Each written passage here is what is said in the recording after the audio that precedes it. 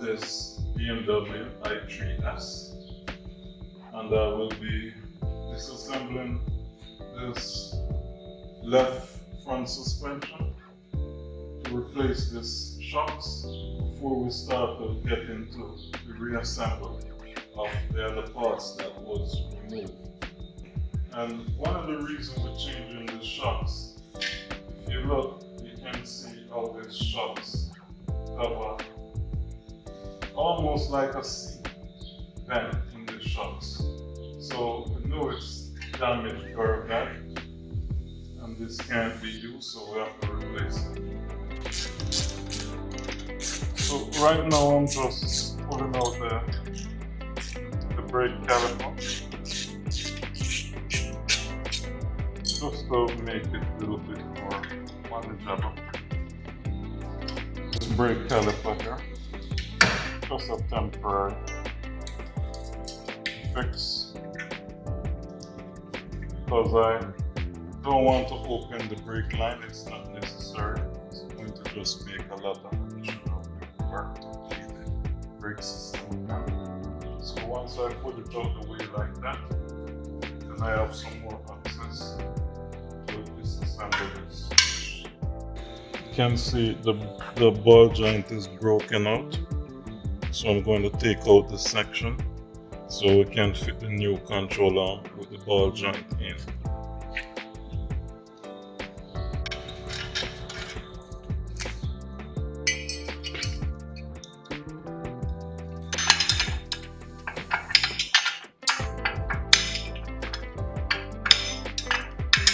And I'm taking this out before I take out the cover sample, just because it just helps me to get a little bit of maneuver.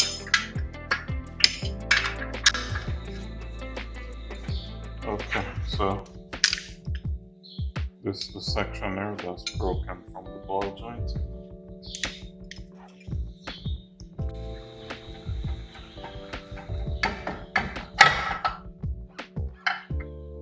Okay, that's not bad over here.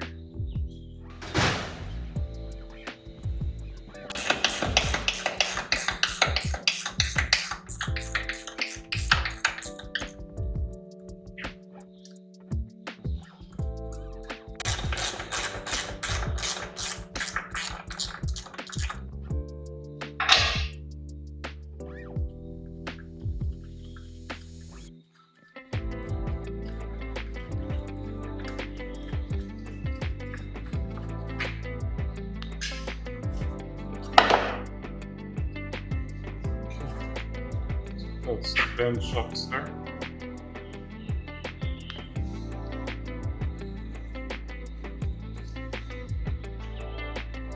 Stabilizer bar link. You can see this end is busted out.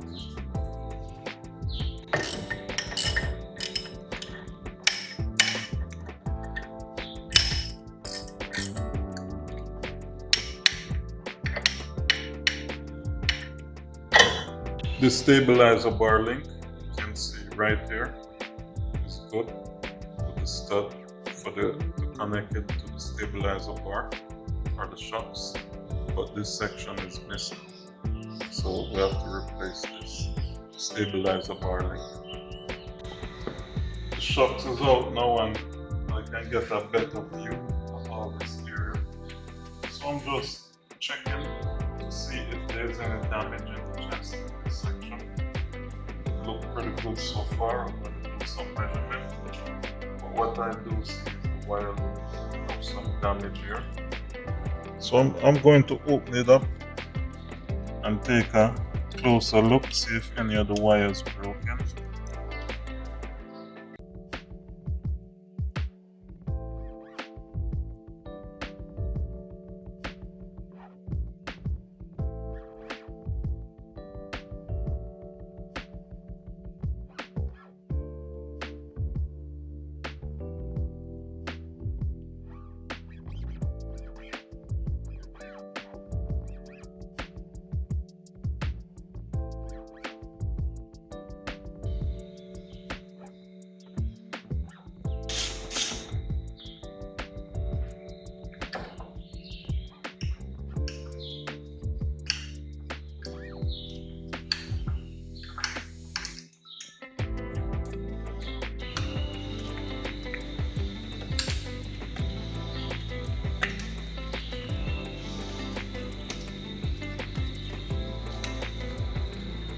Okay, this is good enough. We just need access to this area of the wire.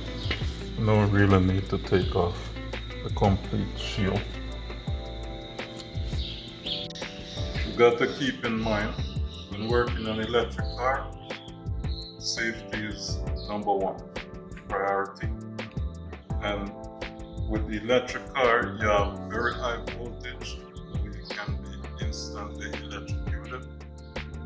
But for this video, I'm just working in the low voltage circuit. That's why I have a less protective gloves. And remember, always power the vehicle down. Power down the high volt battery and do your 0 volt reading before you start to work in the electrics, especially this type of repair. So I'm going to get into finish opening up this loom, and hopefully the wires are not broken. We'll just put some outer protection back on them. If any is broken, we'll just replace them. And another safety thing you always have to remember when working on the electric car, you always need a trained, certified first aid person inside the garage. Because you never know what can happen, and somebody can give CPR and do all the necessary first aid work, especially when you're working on the electric vehicle. So don't shortcut the safety process. Always make sure the necessary things are in place. It's a real serious danger of getting electrocuted, and you want to avoid it. And if something do happen, you really need somebody who's trained to at least deal with the initial response. So I have the loom open up here, and you can see none of the wires are broken. It was just surface stuff on the outside.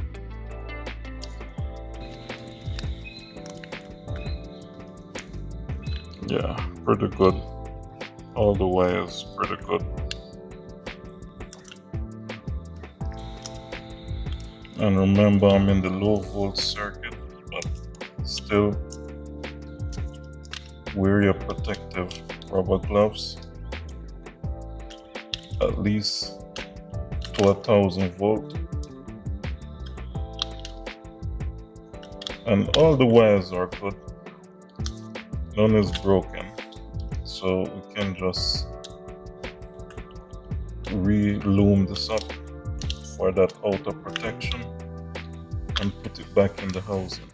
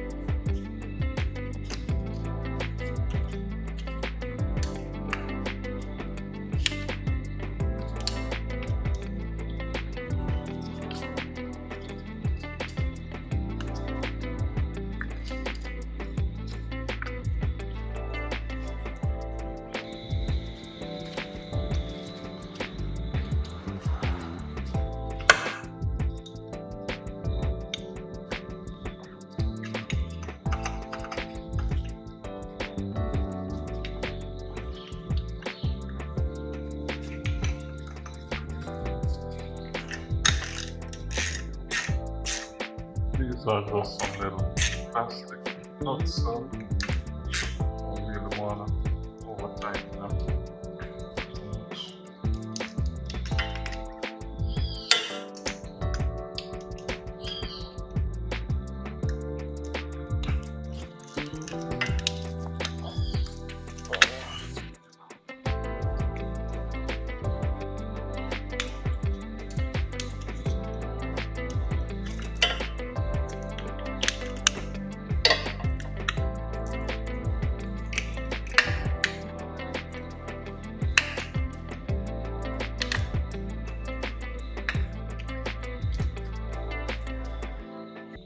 Okay, so this is the first part of the repair. Going back the opposite direction, putting everything together, so you can see the wire loom. It's prepared nice there. And everything like same as well.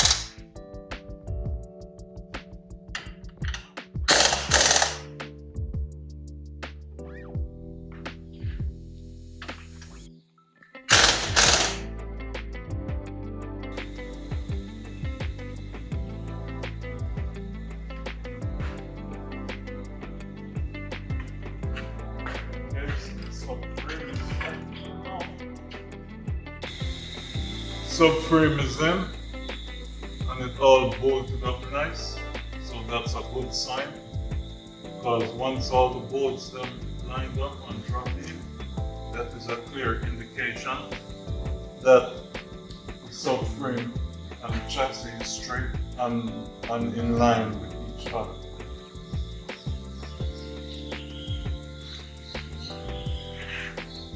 Also tightening the steering box. I'm going to change this in and outer tie rod end. This one have a small damage here, so I'll just put a new one. A little bit flimsy.